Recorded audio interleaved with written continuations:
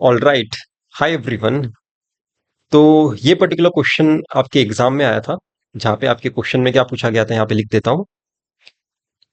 Partial derivative of y with respect to a. और क्या पूछा गया था? Partial derivative of y with respect to f. ठीक है।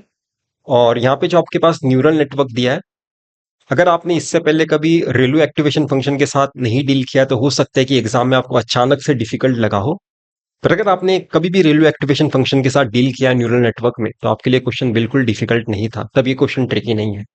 यहाँ पे वेट्स के वैल्यूज भी आपको दिए गए हैं, और वो वैल्यूज के साथ इनके आंसर्स करने थे, राइट।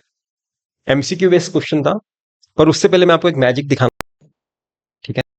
बड़प्पन नहीं मार रहा हूं, पर अभी है तो है। लेक्चर 14 हमारे कोर्स का क्वालिटी क्वेश्चंस और न्यूरल नेटवर्क टॉपिक था। ये आईआईटी खड़गपुर के सेमेस्टर एग्जाम में आया हुआ क्वेश्चन है। ठीक है। यहाँ पे सारे वेट्स जितने भी हैं उनके वैल्यूज यहाँ पे मेंशन्ड है, सारे वेट्स के। रेलो एक्टिवेशन फंक्शन है। आपको यहाँ पे पार्शियल डेरिवेटिव ऑफ y1 निकालना है विद रेस्पेक्ट टू s1। ठीक है। एक दूसरे में क्या है? Partial derivative derivative of y1 with respect to r1। ठीक है। इसका और एक पार्ट था, पर मैंने स्टूडेंट्स को बोला था कि अगर पूछना होगा ऐसा कोई डरावना क्वेश्चन तो इतना ही पूछ सकते हैं। ठीक है।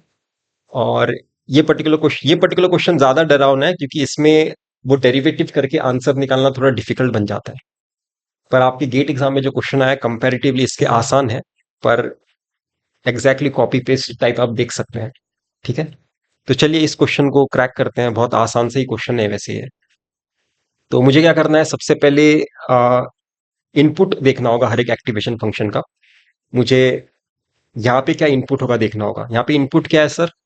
अगर आप देखोगे, आपका u का वैल्यू क्या दिया गया है? 2 दिया गया है, तो मतलब यहाँ पे 2 है, कहीं ना कहीं सोचना है। और v का वैल्यू 3 दिया गया है, तो यहाँ पे 3 है, मैं ऐसा सोचूंगा। तो यहाँ पे मैं R1 एक्टिवेशन फंक्शन के, R1 भी क्या है सर? रेलवे एक्टिवेशन फंक्शन है। आपके सारे जो आर्स हैं वो रेलवे एक्टिवेशन फंक्शन ही है। तो यहाँ पे रेलवे एक्टिवेशन फंक्शन का इनपुट क्या होगा? 2a plus 3b। यहाँ पे मैं लिख देता हूँ, क्या होगा? 2a plus 3b। ठीक है। वैसे मैं इस रेलवे एक्टिवेशन का भी इनपुट लिख देता हूं। इसका क्या होगा? 2b plus 3d। ठीक है। अभी रेलवे एक्टिवेशन फंक्शन का अगर आपको एक प्रॉपर्टी पता होगा, यहाँ पे आप वैसे करके भी देख सकते हैं, पर एक करके देखना ज्यादा डिफिकल्ट हो जाता। पहले से पता होना चाहिए।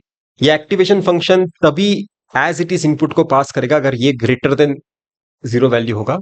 अगर ये नेगेटिव वैल्यू रहा तो एक्टिवेशन फंक्शन के आउटपुट पे 0 आएगा। ठीक है। वही आप यहाँ पे भी देख सकते हैं। तो हमें सिंपली देखना है ए का वैल्यू क्या है, बी का वैल्यू क्या है। ए का भी वैल्यू पॉजिटिव है, बी का भी वैल्यू पॉजिटिव है। इसका मतलब क्या है? कि एज इट इज यहाँ पे पास करेगा। ठीक है। तो मतलब इस रेलवे एक्टिवेशन फंक्शन का आउटपुट क्या आया? 2a प्लस 3b आया। ओके। अब इस एक्टिवेशन फंक्शन को मुझे देखना है कि बी का वैल्यू क्या है, डी का वैल्यू क्या है, क्योंकि यहाँ पे जब मैं पुट करूंगा तभी मुझे पता चलेगा, राइट, कि ये नेगेटिव है कि पॉजिटिव है। तो बी देखोगे क्या आएगा? 1 है। और डी देखोगे -1 है, मतलब b1 d-1। 2 - 3 -1 आया, मतलब इस रेलो एक्टिवेशन का इनपुट नेगेटिव है। मतलब रेलो एक्टिवेशन फंक्शन आउटपुट पे क्या प्रोड्यूस करेगा? 0 प्रोड्यूस करेगा। ठीक है। तो यहाँ पे 0 आ चुका है। ठीक है। तो उस हिसाब से अगर आप आपके इस रेलो एक्टिवेशन फंक्शन का इनपुट देखोगे तो क्या आएगा? 2a plus 3b into e, right. 2a e plus 3b e. मैंने डायरेक्टली ई को मल्टीप्लाई कर दिया, इस वेट को डायरेक्टली इसके साथ मल्टीप्लाई कर दिया, तो ये आ गया। तो ये है इनपुट इस रेलवे एक्टिवेशन फंक्शन का। ओके। तो अगर आप यहाँ पे देखोगे ए ई बी ई का वैल्यू क्या है? ए का भी वैल्यू पॉजिटिव है, बी का भी वैल्यू पॉजिटिव है, ई का भी वैल्यू पॉजिटिव है, मतलब हाँ, ये वाला भी यहाँ पे जाने वाला है। ठीक है। तो मुझे पता चल गया कि अच्छा, मेरा y का वैल्यू मुझे क्या मिलेगा? 2a e plus 3b e। अभी मुझे क्या करना है? y को with respect to a derivate करना है। With respect to a derivate करोगे तो क्या आएगा सर? इस इधर आएगा 2e। और y को with respect to f derivate करोगे तो यहाँ पे कुछ f का टर्म है ही नहीं, तो यहाँ पे 0 आएगा। और आपका e का वैल्यू क्या था सर?